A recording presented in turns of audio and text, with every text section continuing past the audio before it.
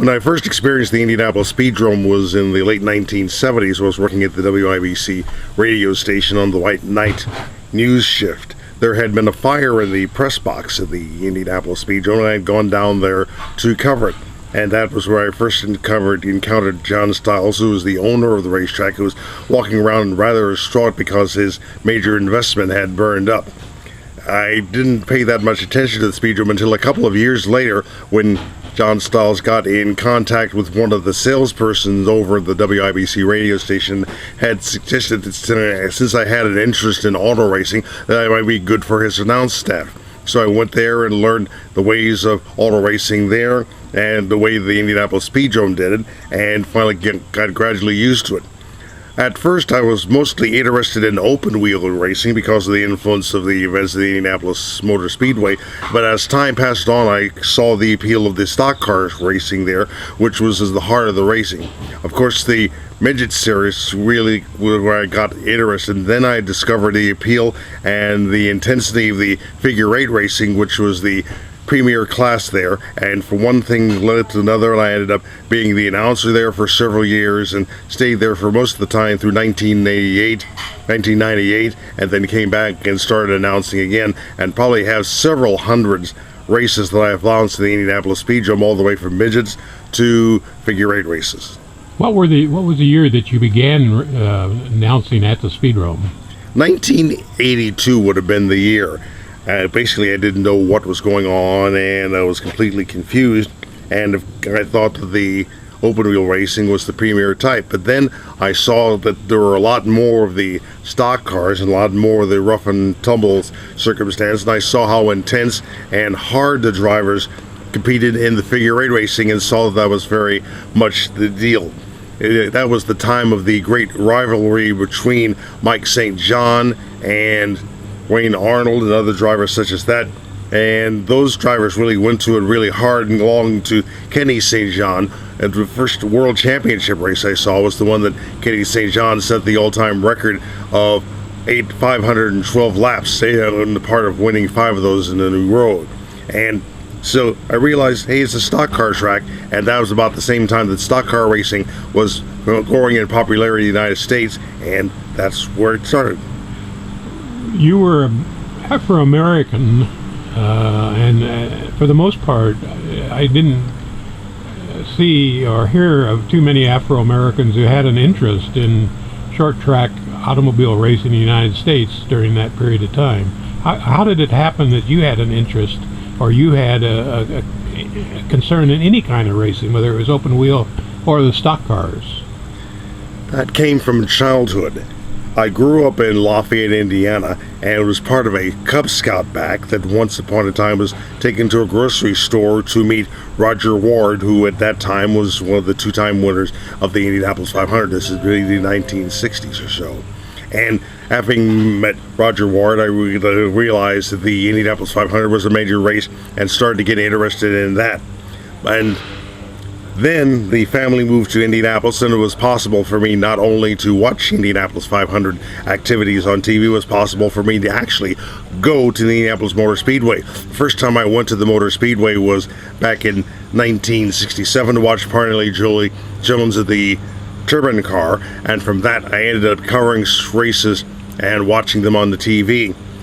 It's very much a difference in cultures. The cross-culture of Black America does not show that much interest in auto racing, but in that particular race, that particular case was different from the way other people happen. It's just the way that things turn out.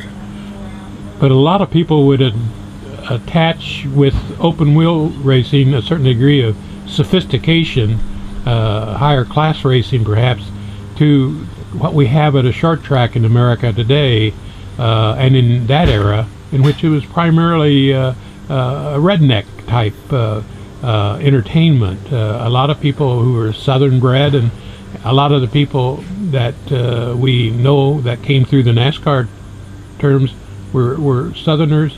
But how does that relate to a black man or an Afro-American who would be asked to call upon talking about that racing program on the racetrack?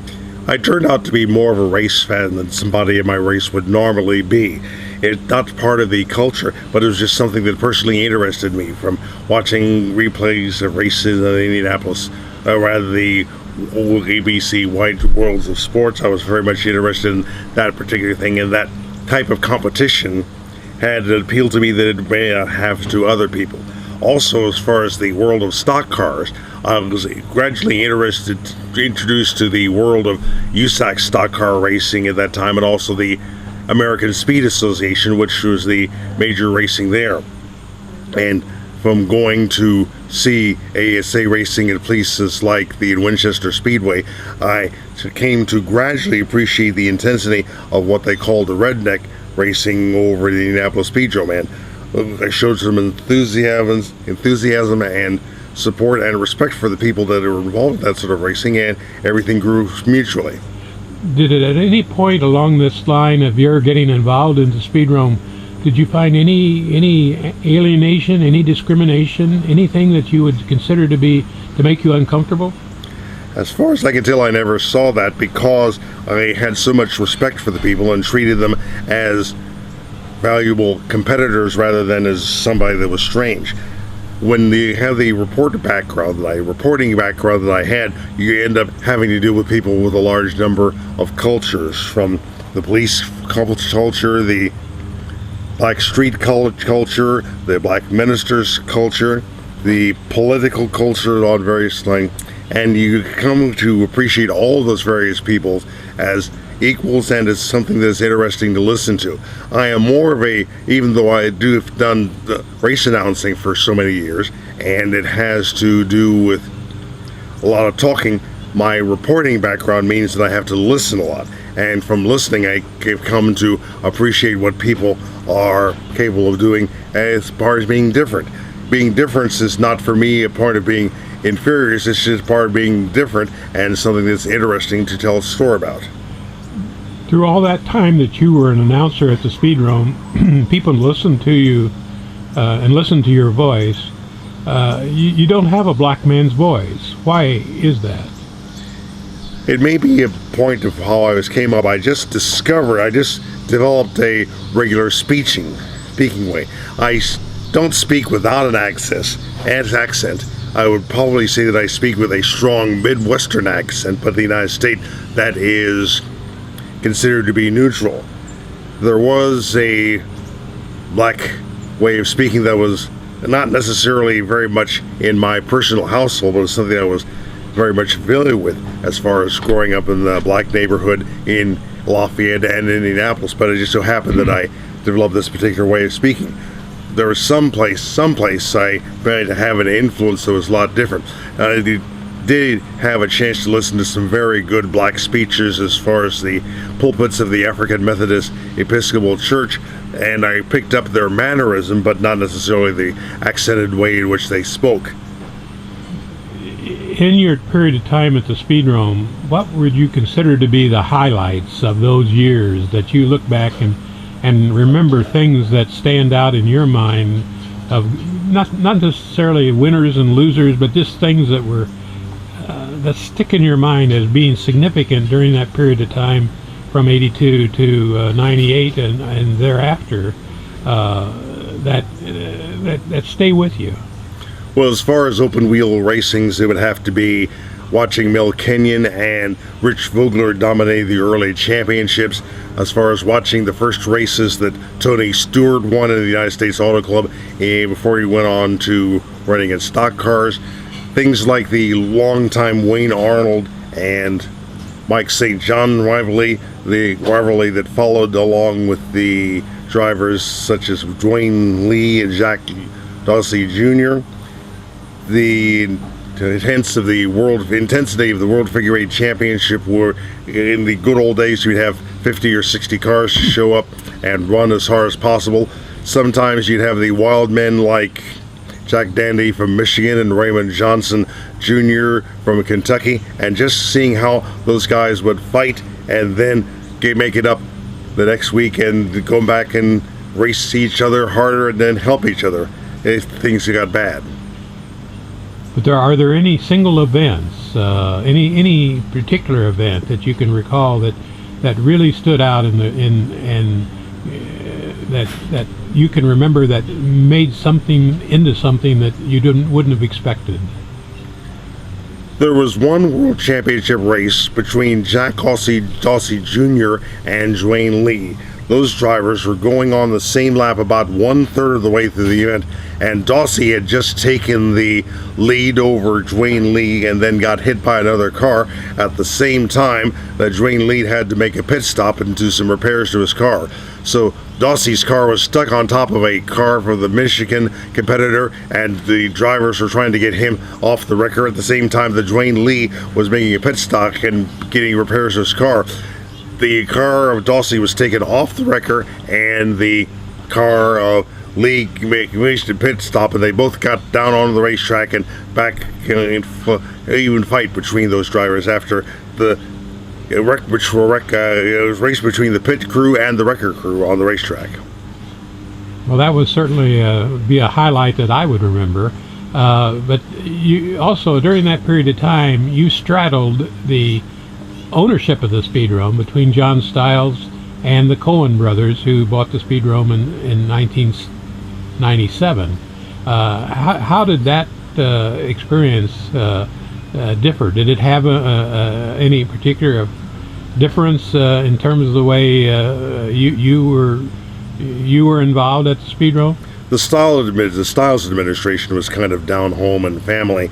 At that time, I had started to establish myself as an announcer, and in the 1998 season, I took off from the Speedrome and went to work for the Neymar's Midget Racing Series back on the road going up to Michigan and Illinois and Ohio to see what the road was. I appreciated the chance to see various different racetracks, but after a while I realized that it was about time for me to come home, and eventually I got invited back to go to the Indianapolis Speedrome, where the Cohen family had taken over and were operating things on a slightly different way. They were a little more intense in the way that they tried to promote things and were more active in trying to get driver with them, but they certainly got the same sort of respect from the racers. I've heard that you were one of the early people to invoke the use of the internet in the mid-90s in terms of being able to communicate. In fact, I've heard a story about you talking to a race driver when you were on the racetrack at an event down in Florida, and putting it in, this was in 1996, as I recall, and I've been told it, and it was pretty amazing that to the people around you, when it was found that the relatives of that race driver had read that story or had watched that video that you had shot on the racetrack, and were calling the racetrack before you'd even had a chance to come in, and they were in Maine and the racing was in Florida. Is there some reason that you had a particular involvement in that early development of the internet, and how it might have affected communications on the racing programs?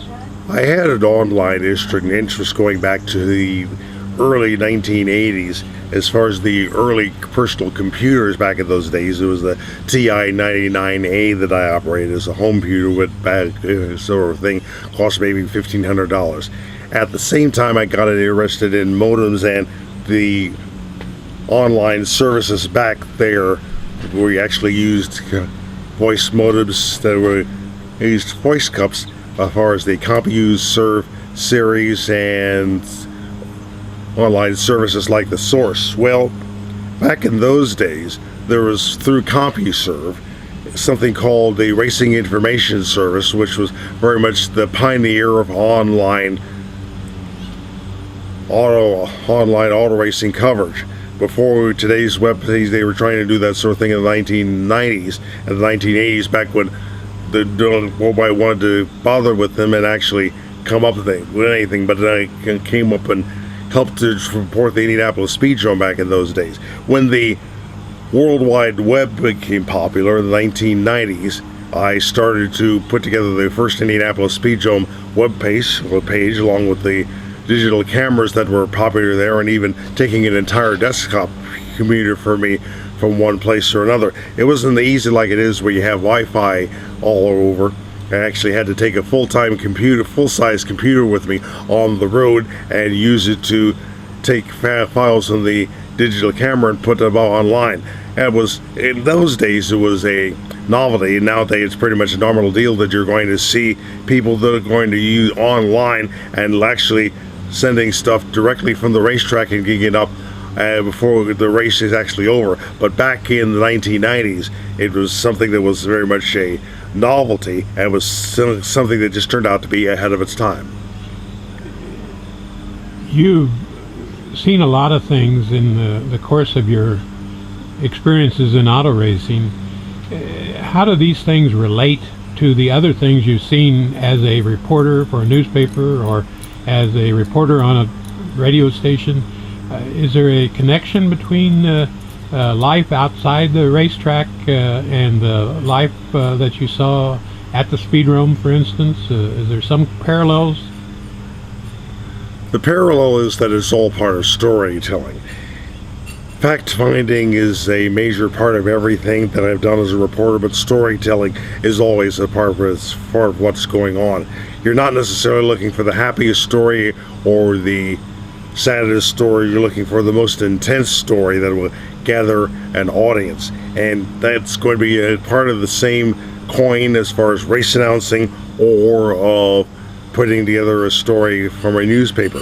You're looking for what is going to really make that story sparkle and appeal to people. As far as the Speedrome and racing announcing, it's a matter of finding out what the best conflict or the best story on the racetrack right now. It's not necessarily the fastest car, it's the greatest victory, it's the greatest defeat, the best human story that we're going to engage people. And the difference is, for a newspaper story, you have maybe a few hours to put it together, while in race announcing, you're improvising it as it happens.